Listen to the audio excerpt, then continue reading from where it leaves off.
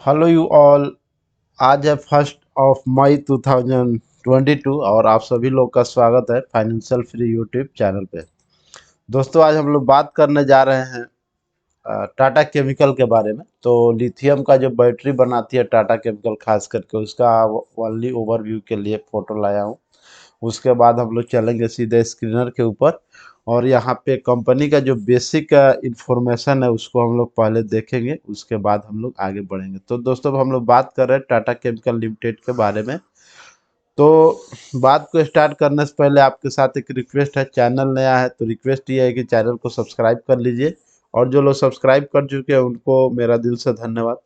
उम्मीद करता हूँ आप भी चैनल को सब्सक्राइब कर लेंगे। इसी उम्मीद में आगे बढ़ता हूँ, तो चैनल को जरूर सब्सक्राइब करिएगा। बात को कंटिन्यू करेंगे हम लोग। मार्केट कैपिटलाइजेशन की बात करें टाटा केमिकल का, तो 23,951 करोड़। तो एक मिड कैप कंपनी है, ठीक है ना। करंट प्राइस 940 रुपीज़ का दिखाई दे रहा है। स्टॉक का पी रेशियो 18.9, लगभग 19 का है। आर ओ सी का बात करें तो 8.54% का है। तो बहुत बढ़िया नहीं है, लेकिन अभी कंपनी तो सही ही माना जाएगा। 15 तक तो कम से कम रहना चाहिए, लेकिन कंपनी ऑल सेटेड है तो मुश्किल नहीं है। आने वाले दिनों में हो सकता है जब लिथियम का और मांग बढ़े, जैसे इलेक्ट्रिकल कार वगैरह, गाड़ी वगैरह में, तो हो सकता है ये बढ़िया हो जाएगा। आरओई का बात करें तो 7.78%।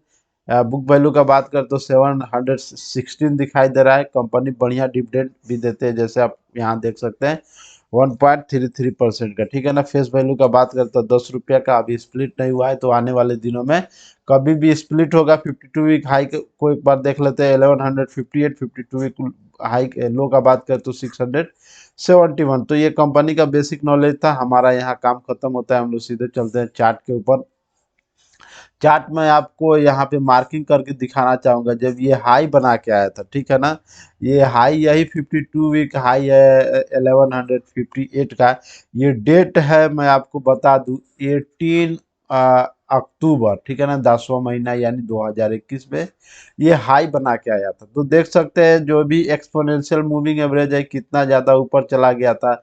ऑल टाइम हाई जब बना रहा था, उसके बाद जब करेक्शन शुरू हुआ तो लोअर लो बन रहा है, ठीक है ना। लोअर लो बन रहा है और उसके बाद फिर एक बार रिकवरी करने का कोशिश किया, लेकिन इस रेंज में 1150 के रेंज में नहीं जा पाया। उसके पहले ही फिर से रिवर्सल शुरू हो गया और आ गया प्राइस नीचे। मैं आपको बताना चाहूँगा 780 रुपीज़ के रेंज तक आ गया। ये डेट मैं आपको बता दूँ, बहुत इंपॉर्टेंट डेट है। ये 24 फरवरी 2022 का डेट है, जब रसिया ने ऐलान किया था कि हम लोग यूक्रेन पर आज से हमला शुरू कर रहे हैं। हमला को नहीं टाला जा सकता। तो बेसिकली बात यह है, जिस दिन इसमें ज़्यादा गिरावट हुआ था उसी दिन से रिकवरी किया है, ठीक है ना। उसी दिन से रिकवरी करके प्राइस बहुत बढ़िया मोमेंटम लिया है, और अभी आजकल इसमें थोड़ा सा कमजोरी दिखाई दे रहा है। तो वीडियो बेसिकली मैं इसलिए बना रहा हूँ कि इसमें इसका रिजल्ट भी मैं चेक किया, रिजल्ट भी सही लगा मुझको। कहने का मतलब ये है कि अगर गिरावट होता है तो किसी को कुछ पता नहीं कि गिरावट कितना कंटिन्यू रहा है। तो होता क्या है, आपको करना क्या है कि जब कंपनी का रिजल्ट सही है, कंपनी वेल सेटेड है, हर चीज़ सही है कंपनी में, तो होता ये है कि हम लोग को क्या करना चाहिए, हम लोग को माल को एकुमुलेट कर सकते हैं गिरावट में, ठीक है। तो जैसे आप देख सकते हैं ये रेड कलर का जो लाइन है, मैं जिग जैग करके लिख रहा हूँ, जो आगे तक गया है ये वाला, ये 100 एज का एक्सपोनेंशियल मूविंग एवरेज का लाइन है, ठीक है। और ये ब्लैक कलर का जो आप लाइन देख रहे हैं, जो जिसको मैं जिग जैग कर रहा हूँ, ये 200 एज का एक्सपोनेंशियल मूविंग एवरेज का लाइन है। और ये जो लो 780 रुपया करीब बना के बढ़िया बाउंस बैक किया है। तो अभी 100 एज एक्सपोनेंशियल मूविंग एवरेज के पास प्राइस घूम रहा है। हो सकता है इसको तोड़ के और नीचे आए। अगर आपको 900 के करीब मिल जाए, 40-50 रुपया 30 रुपया नीचे मिल जाए, या आप थोड़ा सा, अब इसमें गिरावट हो रहा है तो हो सकता है थोड़ा सा गिरावट कंटिन्यू रहे, क्योंकि आपको मालूम है कि मार्केट हमेशा वोलेटाइल ही चल रहा है। अभी तक एक डायरेक्शन मार्केट जो निफ्टी 50 है या फिर इंटरनेशनल मार्केट है वो नहीं पकड़े, हमेशा से ये चल रहे हैं वोलेटाइल, ठीक है ना। तो मुझको लगता है अगर आप लॉन्ग टर्म निवेशक है और लोअर रेंज पे बाई किए हो या हायर रेंज पे बाई किए हो, ठीक है ना, लेकिन अगर आप कम से कम 3 साल के लिए इसमें निवेश किए हैं तो मुझको लगता है कि पैनिक आपको कम करना चाहिए। नीचे मिले तो और एक्यूमुलेट करना चाहिए। अगर आप इसमें नया पोजीशन बनाना चाहते हैं तो डेफिनेटली बना सकते हैं, लेकिन एक झटके में माल नहीं उठाइए। ऐसे सोच कर रखिए कि ये 200 दिनों के एक्सपोनेंशियल मूविंग एवरेज यानी 890 या 80 के करीब भी जा सकता है, तो वहां तक हमको माल उठाना है, ठीक है ना। या उसको तोड़ के भी नीचे आ सकता है, या सिचुएशन 2008 के जैसे हो जाए तो पूरा साल गिरावट भी हो सकता है। तो अपने एक्सपेंसेस के और लोन लेकर के और रिश्तेदारों से लेकर के पैसा स्टॉक मार्केट में फिलहाल डालने का टाइम नहीं है, बिल्कुल भी नहीं। बिल्कुल मैं इसको मना करूंगा, ठीक है ना। उसके बाद मैं आरएसआई का नंबर लिखना चाहूंगा आपके सामने। वन डे कैंडल चार्ट के ऊपर आरएसआई का नंबर 43 है। एमएसीडी सिग्नल लाइन तो देख सकते हैं पहले से बेयरिश में चल रहा है, तो मुश्किल नहीं है, कभी भी बुलिश में मोमेंटम हो सकता है, लेकिन गिरावट थोड़ा कंटिन्यू रहने का चांस है। ये कोई गारंटी नहीं है कि कंटिन्यू ही रह जाए। हो सकता है कि जब मार्केट खुले मंडे से या उसके बाद तभी से ही इसमें रिवर्सल शुरू हो जाए, लेकिन ये कोई गारंटी है। लेकिन मुझको लगता है कि इसमें आपको पैनिक कम करना चाहिए। मैं सीधे आपको टिकट टाइप के ऊपर लेके चलूंगा।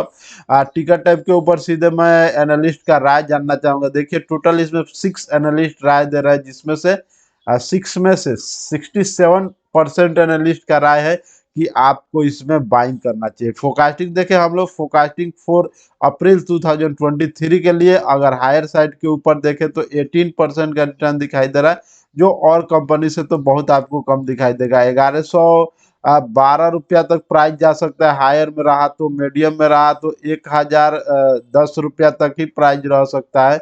और ये 7% से ज़्यादा रिटर्न मिलेगा। लो में रहा तो बहुत बढ़िया डीप गिरावट हो सकता है, 66% का गिरावट है, ठीक है ना। 315 रुपया तक भाव आ सकता है अगर गिरावट रहा। तो मुझको नहीं लगता है कि इसका रिजल्ट लगातार 2 क्वार्टर खराब नहीं आता है तो ये आपको 315 का लेवल देखने को मिलेगा। जहां तक मुझको लगता है, मुझे ये लेवल तो फिलहाल नहीं दिख रहा है, ठीक है ना। उसके बाद मैं आपको लेकर चलूंगा इसके रिजल्ट के ऊपर। जो Q4 का रिजल्ट आया है वो कैसा है वो आपके सामने मैं जरूर प्रेजेंट करना चाहूंगा, क्योंकि Q4 का रिजल्ट आ गया है और प्राइस में है जो कमजोरी दिखा रहा है, ठीक है। तो कोई बात नहीं है, कमजोरी दिखाने दीजिए। आप अगर चाहें तो इसमें माल को एक्यूमुलेट लगातार कर सकते हैं, और रिजल्ट आपके सामने मैं प्रेजेंट कर रहा हूं। हम लोग क्वार्टरली रिजल्ट देखेंगे, ठीक है ना। हम लोग सबसे पहले यहाँ टोटल रेवेन्यू का बात कर लेते हैं। देखिए 3082 करोड़, 3156 करोड़, 3283 करोड़। अभी वाला जो दिसंबर है, सॉरी मार्च का जो क्वार्टर है 2022 का, वो 3610 करोड़। तो लगातार देख रहे हैं यहाँ पे ग्रोथ दिखाई दे रहा है, कम हो या ज्यादा, लेकिन टोटल रेवेन्यू के अंदर ग्रोथ दिखाई दे रहा है। एक्सपेंसेस टैक्सेस वगैरह को काट के हम लोग नेट इनकम की बात करें, यानी नेट प्रॉफिट, तो 287 करोड़, 221 करोड़ यहाँ पे देखिए डिक्लाइन हुआ था यहाँ पे, और उसके बाद फिर बढ़िया बाउंस बैक करके 310 करोड़। उसके बाद अभी वाला जो दिसंबर का क्वार्टर 438 करोड़ दिखाई दे रहा है। तो बढ़िया जंप दिखाई दे रहा है मुझको।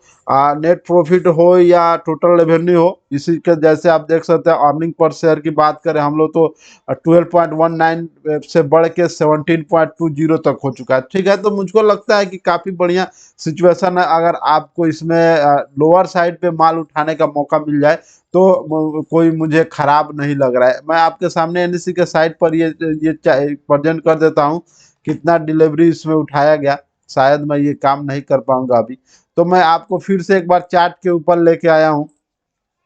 डिलीवरी बहुत खास नहीं उठाया जा रहा था, आप भी चाहे तो उसको से चेक कर सकते हैं। मुझको लगता है जो बड़े एनालिस्ट है वो लोग सोच रहे हैं कि थोड़ा और गिरावट होना चाहिए। देखिए कंपनी का जो प्राइस का बात करें तो बढ़िया कंसोलिडेशन किया है इस रेंज में, ठीक है ना।